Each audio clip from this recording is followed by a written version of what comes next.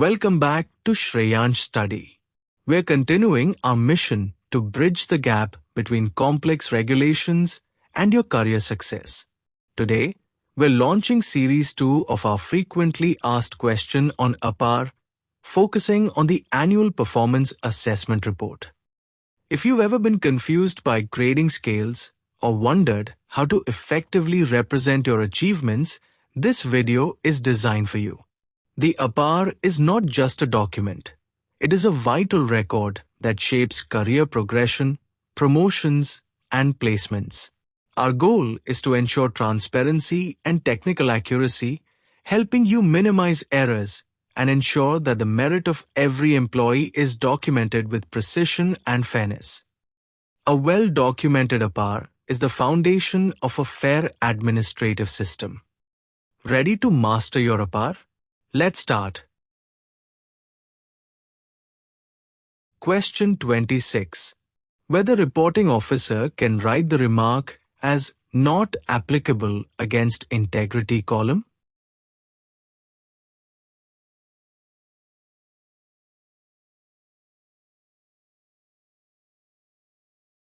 The reporting officer must either certify the integrity or follow the secret note procedure.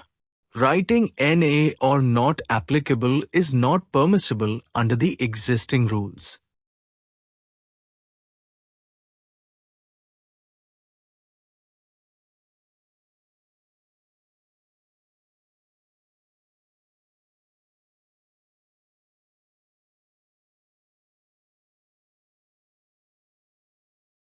Question 27. Reviewing officer has recorded the remark as overpitched report. Whether it can be treated as adverse remarks?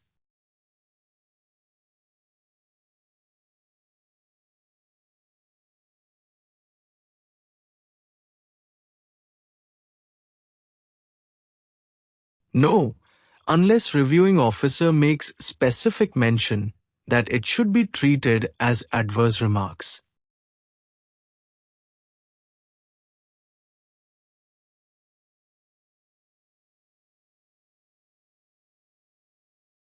Question 28. Reporting officer graded the senior auditor X as outstanding. The reviewing officer also endorsed it. But the accepting officer, while recording his agreement with the assessment of reporting and reviewing officer, graded the senior auditor X as very good. Comment on the remarks of accepting officer.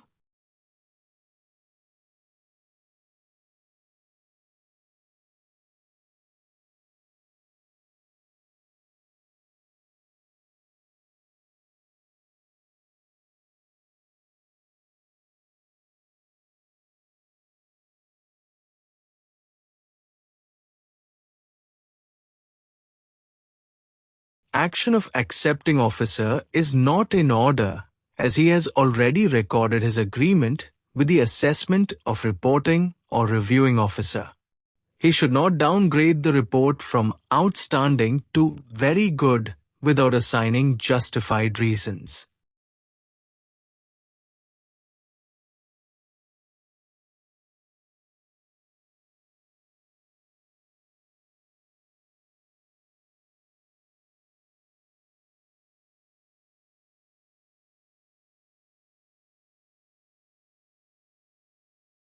Question 29. Why Apar is an extremely important and vital document?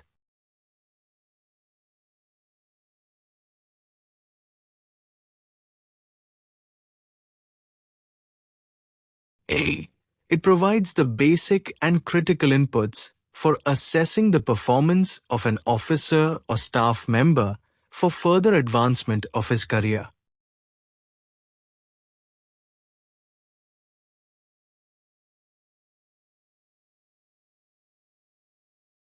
B.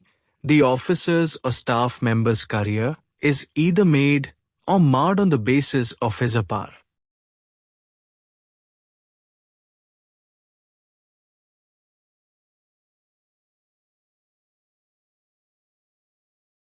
Question 30.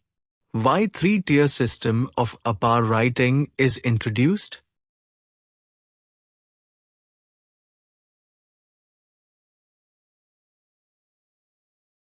in order to ensure a greater degree of objectivity and fairness in assessing the performance of government servant.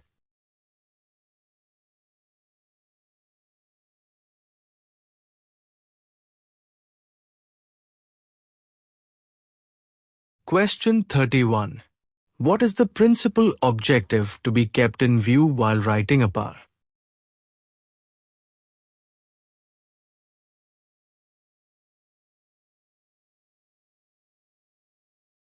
One, the report brings out distinctive merits and weakness of the reportee officer.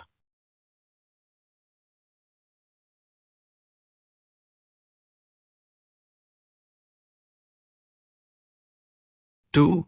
The assessment should be objective, free from bias, malice, and prejudice.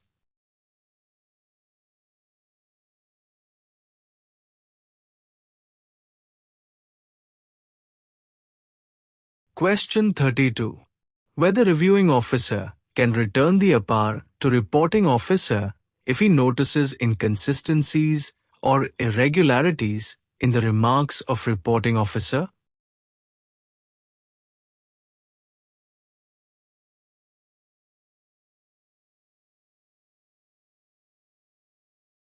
Yes. He is duty-bound to return the reports to reporting officer for setting right such inconsistencies and irregularities.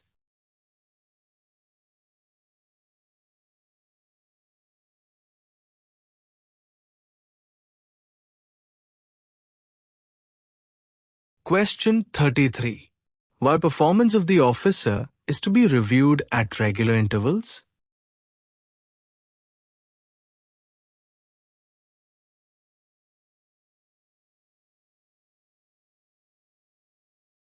To take corrective steps by way of advice, preferably in writing wherever performance level are below targets.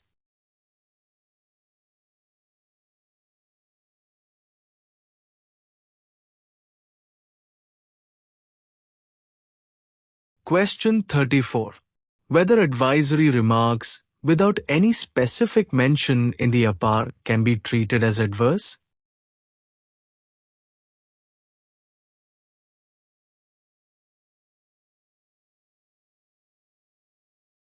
No. It should not be treated as adverse if no specific mention is made.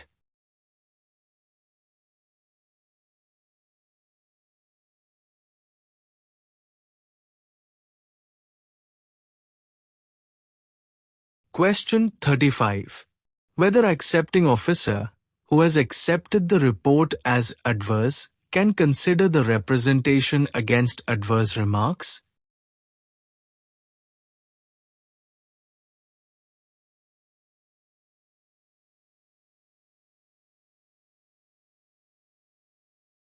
No.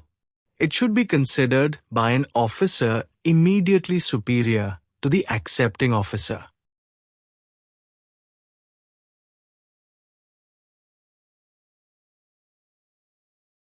Question 36. The reporting officer has recorded in Part 3 that the reportee official is amenable to discipline and, while completing the column regarding his conduct with subordinates and superiors, it is mentioned as needs improvement. Comment.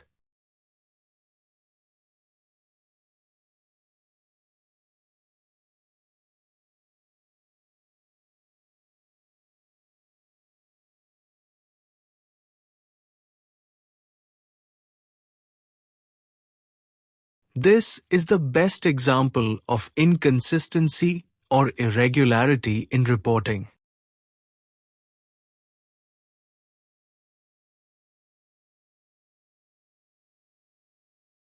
Question 37. The reporting officer recorded the state of health as very good in the Apar of his subordinate. Later on he changed and graded the health as poor with the endorsement thereon that the same was done on the direction of AN section. Comment on the action of reporting officer.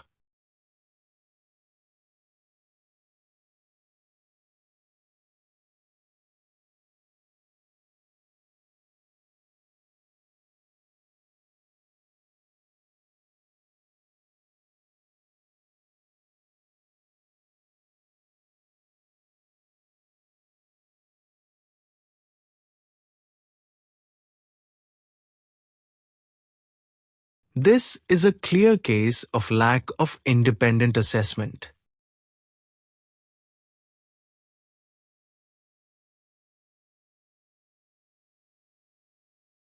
Question 38. The accepting officer accepted the report as very good and adverse and communicated the adverse remarks to the official.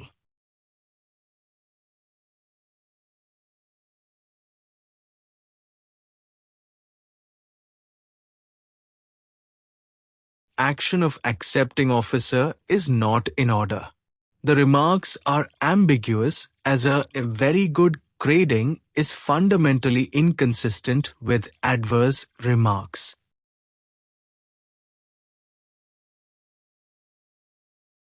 Question 39.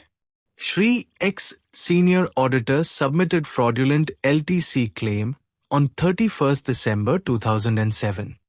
He was issued charge sheet on 18th January 2008, and after completion of disciplinary proceeding, he was awarded punishment on 15th April 2008.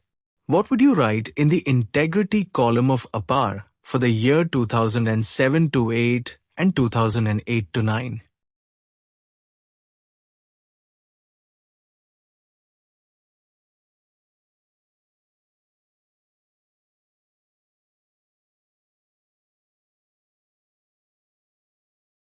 One, 2007 to 8, column to be kept blank and secret, note to be attached.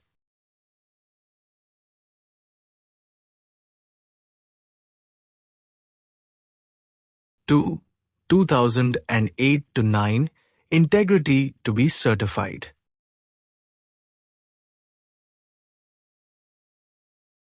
Question 40. Who will accept the report of officer on deputation, which is written by borrowing department?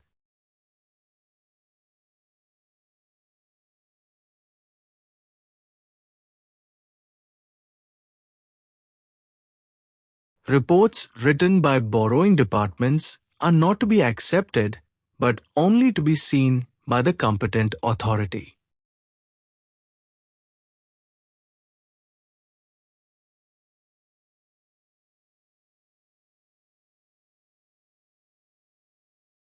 Question 41. What is the retention period of Apar of deceased employee?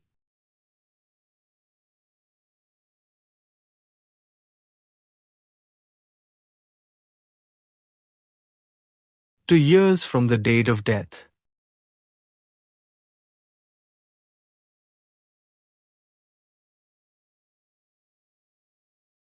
Question 42. How long Apar of retired or dismissed or resigned government servant can be retained?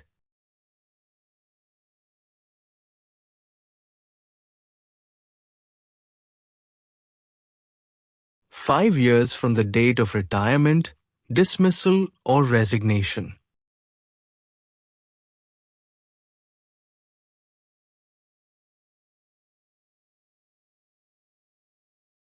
Question 43. Can request for transfer from the date of retirements on medical ground be linked with health column in Apar?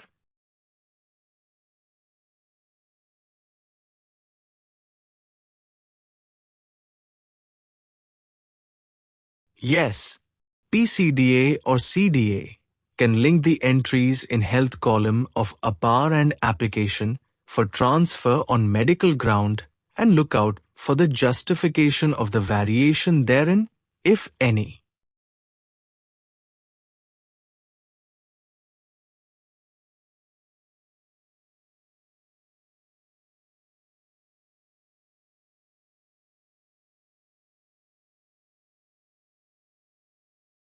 Question 44. Who will write CR of officers if on deputation to UN where there is no practice of writing of CR?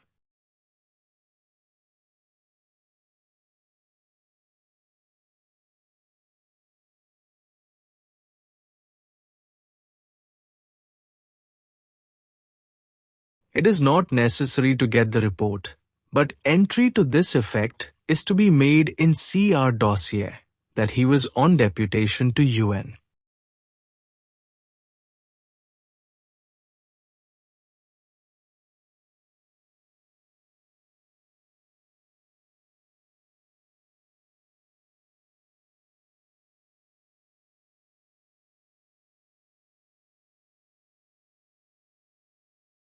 Question 45.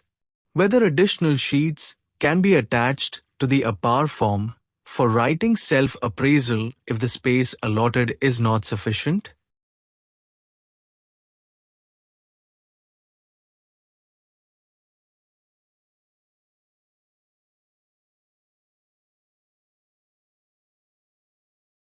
No.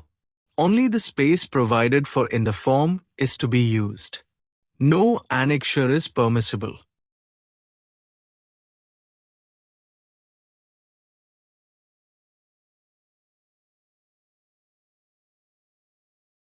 Question 46. Whether columns of Apar can be left blank after expunction of adverse remarks by the competent authority?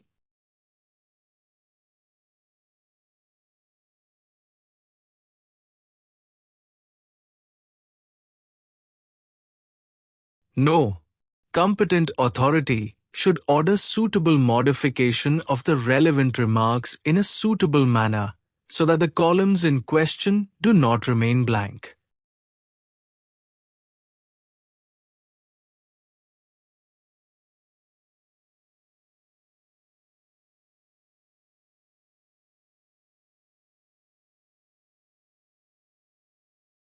Question 47. On receipt of representation against adverse remarks, competent authority feels that the remarks should be toned down, whether correction can be made in the earlier entries?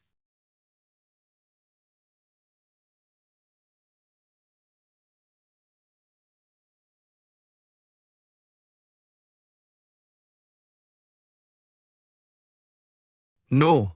Competent authority should make necessary entries separately with proper attestation at appropriate place of the report. Correction should not be made in the earlier entries.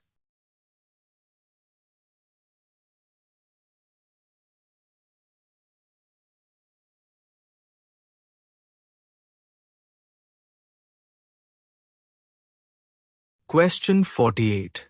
What is the time limit for disposal of representation against adverse remarks?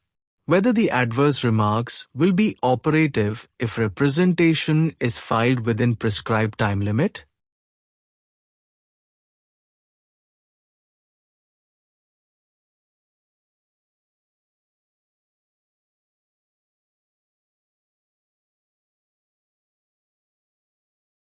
Within 1 month from the date of submission of representation. Adverse remarks should not be deemed to be operative if any representation filed within time limit is pending with competent authority.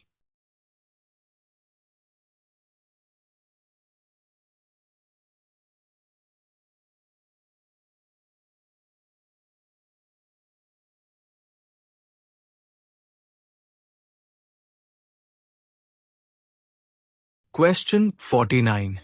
How many times and within what period representation can be made against adverse remarks?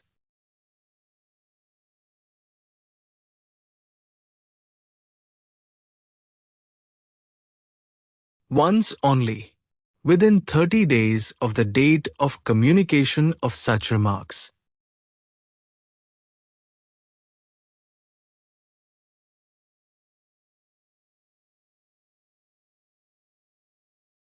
Question 50. Is it mandatory to contain assessment of 2 officers in an Apar?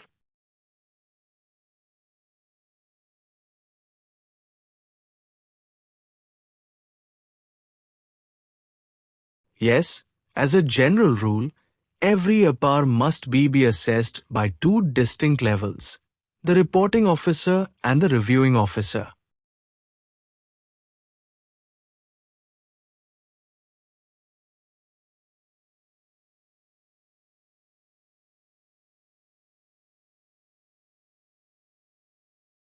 If you found these FAQ on Apar helpful for your exam preparation, please hit the like button and share this video with your friends. Don't forget to subscribe to Shreyansh Study so you don't miss Series 3, where we will dive deeper into. Keep studying, and I'll see you in the next set. Thank you.